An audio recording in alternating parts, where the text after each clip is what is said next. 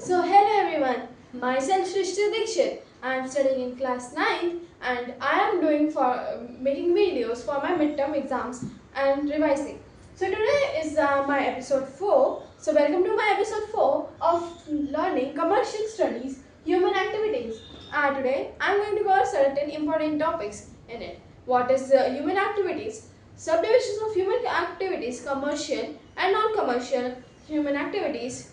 What are human activities? Of definition of commercial and non-commercial, difference between commercial and non-commercial, further subdivisions of commercial activities, which is the business, profession and employment, business, profession and employment. So let us understand first what is human activities. मतलब human activities क्या है?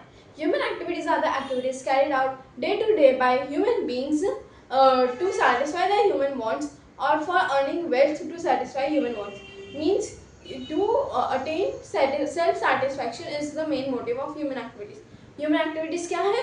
Human activities वो activities है जो हम day to day carry out करते हैं अपने पर्सनल सेटिस्फैक्शन के लिए या फिर अपने उससे पैसे कमा के अपने पर्सनल सेटिस्फैक्शन के लिए. तो मेन मोटिव या फिर मकसद जो होता है ह्यूमन एक्टिविटीज़ का वो पर्सनल सेटिस्फैक्शन होता है. अब फीचर्स समझते हैं. Features of human activities. Human activities can only be carried out by human beings. मतलब ये ह्यूमन एक्टिविटीज़ जो होती है बस इंसानों के द्वारा कैरी आउट हो सकती है. ऑब्वियसली ह्यूमन एक्टिविटीज़ में ह्यूमन खुद ही आ रहा है तो जानवर थोड़ी ना कैरी आउट करेंगे. तो फर्स्ट पॉइंट ये हो गया. फिर उसके बाद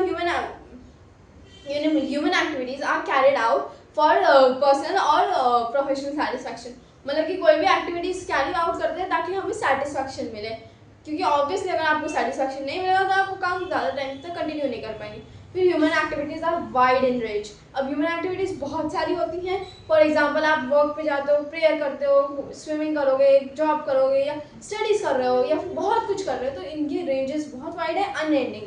human activities are unending and recurring. मतलब कि ह्यूमन एक्टिविटीज़ हमेशा आती रहती है क्योंकि हमारे जो डिज़ायर्स रहते हैं वो कभी ख़त्म नहीं होते, तो वो रीअकर भी होती रहती है, वापस वापस आती रहती है. फॉर एग्जांपल आज मेरे पास कार है, अब मुझे चाहिए एक अपने लिए फॉर एग्जांपल देख ले, अगर मेरे पास बाइक है तो मुझे कार चाहिए, अगर मेरे पास कार है तो मुझे एक और कार चाहिए, अगर मेरे पास ढेर सारी कार है तो मुझे एक प्राइवेट जेट चाहिए या फिर याट चाहिए.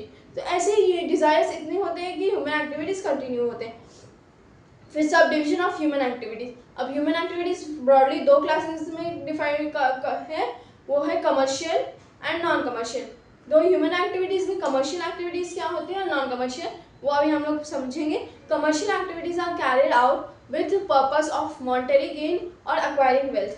अब इसका एक्शन क्या होगा कि human activities which are carried out for monetary gain और एक्वायरिंग वेल्थ.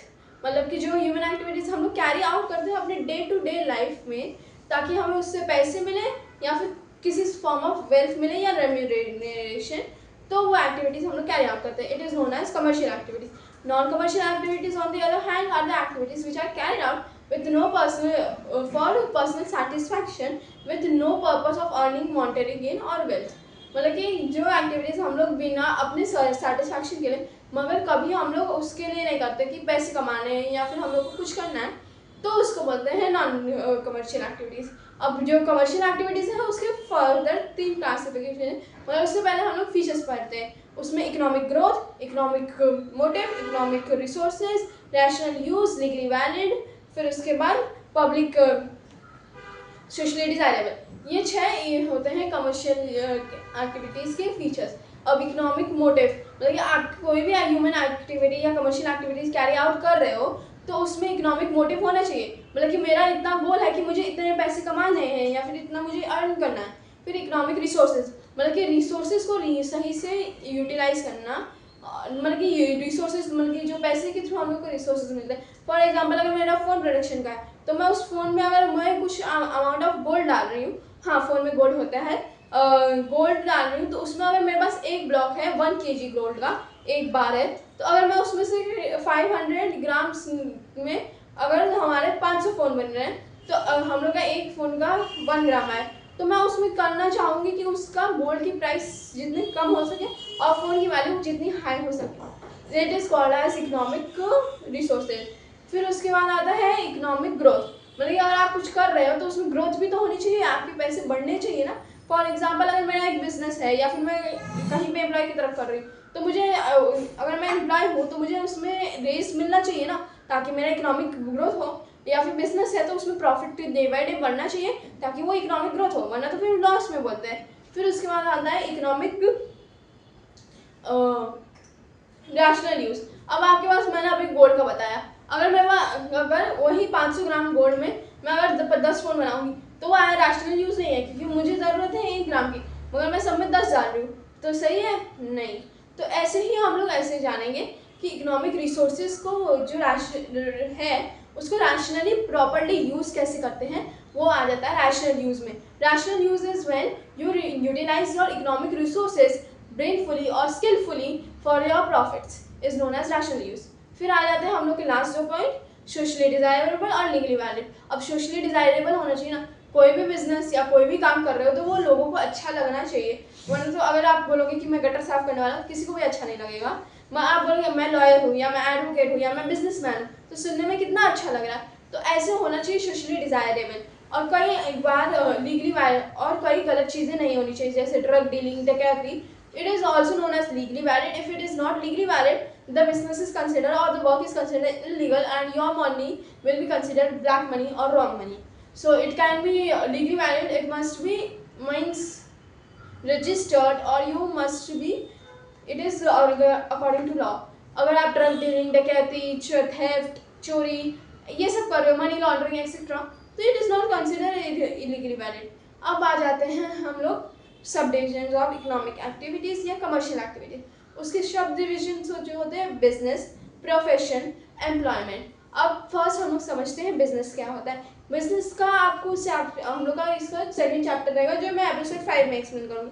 तो आपको मेरे चैनल को सब्सक्राइब करना पड़ेगा ताकि आपको नेक्स्ट वीडियो मिले। फिर उसके बाद आते हैं हम लोग employment. Employment is when you are employed by your employer to carry out work in exchange of wages और सैलरी, और known as collectively known as remuneration. The person who employs the employee is known as employer, and the person who works under a person is known as employee. अब इसमें क्या बोलते हैं, employment is मतलब कि कैसे कि आपको मैंने अपॉइंट किया मेरे अंडर काम करने के लिए, कि आप मैं अभी वीडियो बना रही हूँ तो आप मेरा वीडियो एडिट करोगे, तो मैं आपके एम्प्लॉयर हो गए, आप मेरे एम्प्लॉय हो गए। अब आप इसके लिए काम करोगे तो आपको डे टू डे पैसे मिलेंगे, तो वेजेस हो गया, और सैलरी हो गया आपको मंथली एंडिंग में या फिर वीकली मिलते हैं।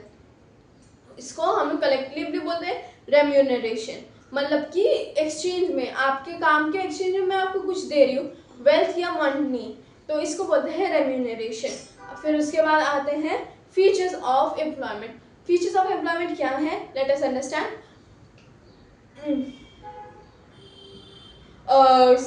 Remuneration, special training, other benefits, फिर उसके बाद मैनेज क्या बोलते हैं गाइडेंस, और फिर उसके बाद लीगल रिस्ट्रिक्शन एंड गाइड। बस ये 5 है। तो लेट अस अंडरस्टैंड दिस। पहले अदर बेनिफिट समझ लेते हैं। फॉर एग्जांपल अगर मैं एक कंपनी के अंदर काम कर रही हूँ, मतलब कि फॉर एग्जांपल मल्टीनेशनल कंपनी है वो, तो मुझे उसके थ्रू ट्रैवलिंग का जो भी कॉस्ट रहेगा मेरा, अगर मैं कंपनी के लिए कर रही हूँ तो उसका मिलेगा। अभी आपने कभी कभार देखा होगा कि किसी को उसमें कूपन मिलता है, वाउचर मिलता है। MLS जो होते हैं मल्टीनेशनल कंपनीज, वो एक्चुअली में ये सब देते रहते हैं अपने एम्प्लॉयज़ को, ताकि ये हमारा एम्प्लॉय रिलेशन बजाए वो ह्यूमन रिसोर्सेज में आ जाएगा। तो मैं ये भी चैप्टर आपको एक्सप्लेन करने वाली हूँ, तो आपको सब्सक्राइब ज़रूर करें। फिर उसके बाद आ जाते हैं हम लोग अदर बेनिफिट्स हो गया। फिर उसके बाद मैनेजमेंट, गाइडेंस। अब आपका कभी भी किसी के अंडर काम करते हो तो आपका एम्प्लॉयर आपको देखता रहता है ना, ऐसे नहीं ऐसे करो, ऐसे नहीं ऐसे करो, तो वो हो जाता है गाइडेंस। फिर उसके बाद एजुकेशन। अब आप कोई भी, फॉर एग्जांपल मैं माइक्रोसॉफ्ट में काम करूँ, तो माइक्रोसॉफ्ट का कोई एक साइट होगा जो मुझे काम करना नहीं आता, बाकी से मुझे आता है, और उसने माइक्रोसॉफ्ट ने मुझे वो देख के लिया, मगर उनको चाहिए कि मैं ये सीखूँ, तो वो लोग मुझे सिखाने के लिए अपने कॉस्ट से देंगे, बल्कि अपने जेब से पैसे निकाल के देंगे कि तुम सीखो। तो it is known as skills, बल्कि ट्रेनिंग। फिर उसके बाद आ जाता है हम लोग का रेम्यूनरेशन। जो रेम्यूनरेशन होता है उसमें आपको मतलब कि आपको वेजेस या सैलरी मिलते हैं ताकि आप काम करते रहो। फॉर एग्जांपल अगर मैं कोई कंपनी में हूँ, मेरा 9 लाख का पैकेज है, फिर उसके बाद मुझे नेक्स्ट कंपनी से ऑफर मिलता है 24 लाख का, तो मैं उस कंपनी में ज़रूर जाऊँगी ना। तो हमारी कंपनी वालों को ऐसा ऑफर बनाना पड़ेगा जो मेरे लिए भी सेटिस्फाइंग हो, उनके लिए भी सेटिस्फाइंग हो। फिर ऐसे 9 लाख से 24 लाख जल्दी नहीं जाता, फॉर एग्जाम्पल इट इज। फिर उसके बाद let us go with legally मतलब कि लीगली क्या बोले, लीगल प्रोटेक्शन। अब आप कोई भी काम करते हो तो आपका कॉन्ट्रैक्ट बनता है, आप कंपनी के अंदर काम करोगे कि मैं इस टर्म से इस टर्म तक मैं आपके अंडर काम करूँगा। अगर मैंने काम छोड़ा या फिर मेरे को कुछ हुआ या मेरे को काम नहीं करना है या आपने फायर किया, फॉर एग्जाम्पल अगर मेरा कॉन्ट्रैक्ट है 5 ईयर्स का, उससे पहले मैंने कंपनी छोड़ी तो मुझे फाइन देना पड़ेगा, मगर कंपनी ने मुझे उससे पहले निकाल दिया तो उनको फाइन भरना पड़ेगा। This is known as legal protection. आपको कोई एक्सप्लॉइट भी नहीं कर सकता, आप डिसाइडेड टाइम में काम करो।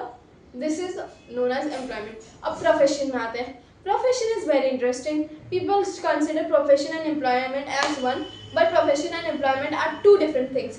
Profession is when you carry out with special knowledge for a work to satisfy your client, whereas employment is when you are employed in exchange of salary or wages. अब employment जो होता है उसमें आपको salary या wage मिलता है, मगर जो profession होता है उसमें आप customer को satisfy करते हो, उसके रिटर्न में मिलता है। तो आप प्रोफेशन में आपकी एक सेपरेट आइडेंटिटी रहती है, मगर एम्प्लॉयमेंट में आप एक कंपनी के अंदर काम कर रहे हो। अब इसमें क्या रहता है ना, कई लोगों को क्वेश्चन में आता है कि एक सीए है जो खुद की ऑफिस खोल के बैठा है तो इट इज़ प्रोफेशन, मगर अगर वो ही सीए किसी और कंपनी के लिए काम कर रहा है तो वो हो जाएगा एम्प्लॉयमेंट। तो ये आप अंडरस्टैंड करना, ये हम लोग को एग्जाम्स में हमेशा ट्रिक करने के लिए क्वेश्चंस आते रहते हैं ऐसे। तो आपको क्वेश्चन रीड करना ज़रूरी है ताकि आपको समझ आए। फॉर एग्जाम्पल अब टीचर टीच कर रही है, फॉर एग्जाम्पल अगर स्कूल में टीच कर रही है, मेरा स्कूल का रखिया इंटरनेशनल है, तो अगर उसमें टीचर टीच कर रही है तो इट इज़ एम्प्लॉयमेंट। मगर अगर वो टीचर ऑनलाइन क्लास ले रही है तो इट इज़ प्रोफेशन, मतलब कि वो अपनी टीचर की डिग्री को यूटिलाइज कर रही है अपने पर्सनल बेनिफिट्स के लिए विदाउट एनी ऑर्गेनाइजेशन हेल्प और एनी पर्सन हेल्प। ठीक है, अंडरस्टैंड करते हैं features of profession. Profession is specialised body of knowledge, no restricted entry. फिर उसके बाद रिस्ट्रिक्टेड एंट्री, फिर उसके बाद आते हैं हम लोग स्पेशल फील्ड ऑफ नॉलेज, फिर उसके बाद स्पेशल ट्रेनिंग, स्पेशलाइज्ड बॉडी, फिर उसके बाद कोड ऑफ कंडक्ट। अब हम लोग इन सबको एक साथ समझते हैं। अब मैं आपको एक स्टोरी के थ्रू इसको समझाती हूँ। अगर आप कोई प्रोफेशन में काम करो, फॉर एग्जांपल अगर मैं हूँ सीए, तो उसमें मेरा है बॉडी का कोड ऑफ कंडक्ट सर्टेन रहेगा कि सीए को ऐसे प्रेजेंट करना है खुद को। फॉर एग्जांपल मुझे इंस्ट्रक्शन मिले कि मुझे हमेशा कोट पैंट में अगर अपने क्लाइंट से मिलना है या फॉर्मल वेयर में रहना है अपने क्लाइंट से मिलते हुए। फिर उसके बाद आता है ये कोड ऑफ कंडक्ट हो जाता है। आपके हेयर नीटली ग्रूम्ड होने चाहिए, आपका फेस एकदम प्रेजेंटेबल रहना चाहिए, नेल्स अच्छे से रहने चाहिए और आपको दिखना चाहिए कि आप सीए हो। फिर उसके बाद आता है हम लोग ये हो गया हम लोग का कोड ऑफ कंडक्ट। फिर होता है स्पेशलाइज्ड बॉडी ऑफ नॉलेज। अब इसमें क्या होता है, एक बॉडी होती है, फॉर एग्जांपल एक प्रोफेशनल बॉडी है। अब मैं सीए हूँ तो मुझे किसी सीए के नीचे प्रैक्टिस करना पड़ेगा, उससे पहले मुझे सीए की पढ़ाई करनी पड़ेगी। अब कई कॉलेजेस यूनिवर्सिटीज़ जो उसमें अच्छी होंगी सीए के लिए, तो उसमें मैं वर्क करूँगी, उसके अंडर वर्क करूँगी ताकि उसके अंडर पढ़ाई करूँगी। तो उसके लिए स्पेशलाइज्ड बॉडी है कि आप इसके थ्रू सीए सीख सकते हो। फिर उसके बाद स्पेशलाइज्ड फील्ड। अब ये field on body of knowledge is different. Specialised field वो होता है जिसके अंदर आप काम कर रहे हो। फॉर एग्जांपल अगर मैं सीए बनना चाहती हूँ तो मैं किसी सीए के अंदर काम करूँगी। अगर मैं एडवोकेट बनना चाहती हूँ तो मैं एक एडवोकेट के अंदर काम करूँगी। अगर मुझे डॉक्टर बनना है तो मैं डॉक्टर के अंदर काम करूँगी। तो it is different, each and everything is different. अब डॉक्टर के लिए भी आपको ये क्वेश्चन आ सकता है, doctor running his own clinic, doctor working in a company in a hospital. तो working in a hospital is yes exactly employment. And फिर उसके बाद working in a opening his own clinic, profession. Exactly आपको ये समझ आया, very nice.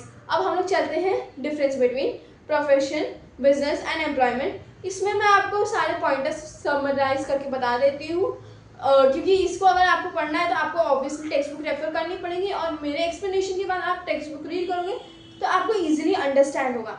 अब हम लोग स्टार्ट करते हैं। पहले हम लोग कभी भी कोई भी डेफिनेशन या कोई भी हम लोग डिफरेंशिएट लिखते हैं तो उसमें मीनिंग मस्ट है। अगर आपको कुछ नहीं आता, आपको मीनिंग पता है तो आप मीनिंग देखोगे तो उसका 1 मार्क हो जाएगा।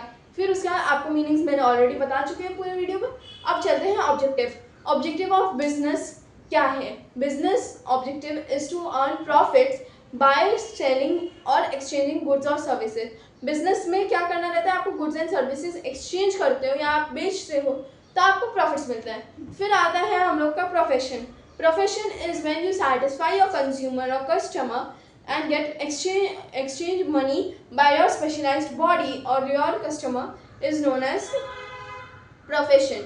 ऑब्जेक्टिव ऑफ प्रोफेशन मतलब कि आपका कस्टमर सेटिस्फैक्शन मस्ट रहता है, उसके बाद आपका वेल्थ आता है. फिर employment, you have to provide service in to get remuneration, मतलब कि सर्विस बताना. मगर बिजनेस में हमेशा making profits is the objective, बाकी सब में customer satisfaction, employer satisfaction important है.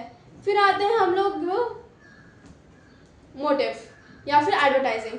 अब प्रोफेशन में आपको एडवर्टाइजिंग बिल्कुल अलाउड नहीं है कि ऐसे. और फिर उसके बाद जो एम्प्लॉयमेंट रहता है उसमें आपका अकॉर्डिंग टू रिक्वायरमेंट रहता है. बिजनेस में advertising is must. Please translate this all in English in the comment box, I am eager to know. Then आपको आता है हम लोग का, वापस आते हैं हम लोग उस पे, किस पे, क्या बोलते हैं, नॉलेज. प्रोफेशन में एक सर्टेन अमाउंट ऑफ नॉलेज होना चाहिए. फॉर एग्जाम्पल आपको कोई भी डिग्री चाहिए रहेगी. फॉर एग्जाम्पल अगर मुझे सीए बनना है तो मुझे सीए की डिग्री चाहिए रहेगी, मतलब कि चार्टर्ड अकाउंटेंसी में हम लोग को chartered accountants of India, Indian organisation जो होगी उसका लेना पड़ेगा. फॉर एग्जाम्पल अगर मुझे लॉयर एडवोकेट बनना है तो बार काउंसिल ऑफ इंडिया का मुझे एग्जामिनेशन क्लियर करके फिर मैं प्रोफेशनल बॉडी में एंटर कर सकती हूँ. फिर उसके बाद एम्प्लॉयमेंट में रिक्वायरमेंट्स के अकॉर्डिंग, फॉर एग्जाम्पल अगर आपको मैकडॉनल्ड्स में काम करना है तो आपके लिए उस घर के लिए सर्टेन रहता है 10th पास या 12th पास या सर्टेनली आप पास होने चाहिए ताकि वो रहे. फिर उसके बाद आएंगे हम उस पर बिजनेस में कोई नॉलेज ज़रूरी नहीं है. आप बिजनेस में बहुत सारी नॉलेज लेके भी, MBA chai wala is very educated, where is Ambani हम लोग उनको जानते हैं 10th पास है या फिर 12th पास है. तो उसके बाद आप ये मुझे बताइएगा कि अंबानी कितने पास है. ओके. फिर उसके बाद आते हैं हम लोग एग्जाम्पल्स. नहीं, ट्रांसफिलिटी ऑफ ओनरशिप, ये भी बहुत इंपॉर्टेंट है. आप ये इजीली अंडरस्टैंड करें कि आप प्रोफेशन में किसी को ट्रांसफ़र नहीं कर सकते क्योंकि आपका जो नॉलेज रहता है आपकी डिग्री के अकॉर्डिंग चलता है, तो वो ट्रांसफरेबल नहीं है. और एम्प्लॉयमेंट में भी ट्रांसफरेबल नहीं है. मगर इसमें जो बिजनेस रहता है वो जनरेशन टू जनरेशन चलता है. जैसे टाटा ग्रुप्स है, वो जनरेशन टू जनरेशन चल रहा है.